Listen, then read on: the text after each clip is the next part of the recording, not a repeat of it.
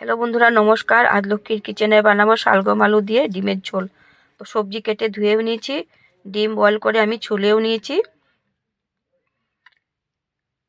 কড়াই গরম হচ্ছে, সর্ষের তেল দিয়ে দিচ্ছি। তেল গরম হয়েছে, ডিমগুলি ভেজে নেব।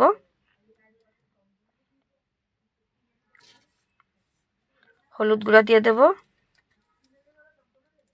লঙ্কার গুঁড়া দিয়ে দেব, নুন দিয়ে দেব। ভালো করে ভেজে নেব, একটু লাল লাল করে ভাজবো।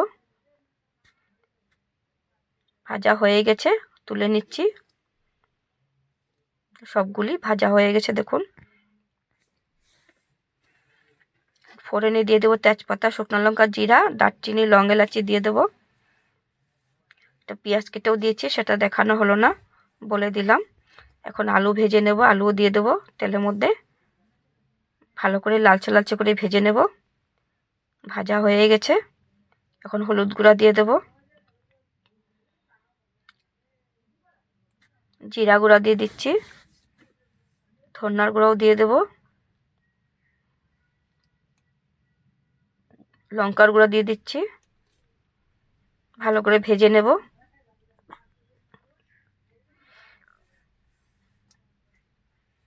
পেস্ট করা মশলাটাও দিয়ে দিচ্ছি। ভালো করে ভেজে নেব। শালগম রেখেছিলাম কেটে, সেটাও দিয়ে দিচ্ছি। ভালো করে একসঙ্গে ভেজে নেব।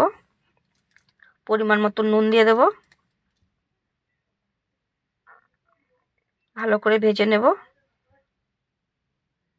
ভাজা হয়ে গেছে দেখুন, কত সুন্দর তেল ছেড়ে দিয়েছে। নেড়ে চেড়ে গরম জল দিয়ে দিচ্ছি।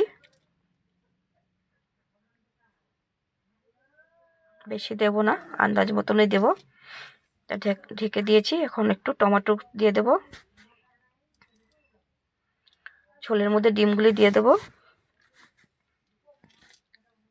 একটু নেড়ে চেড়ে ঢাকা দিয়ে দিচ্ছি।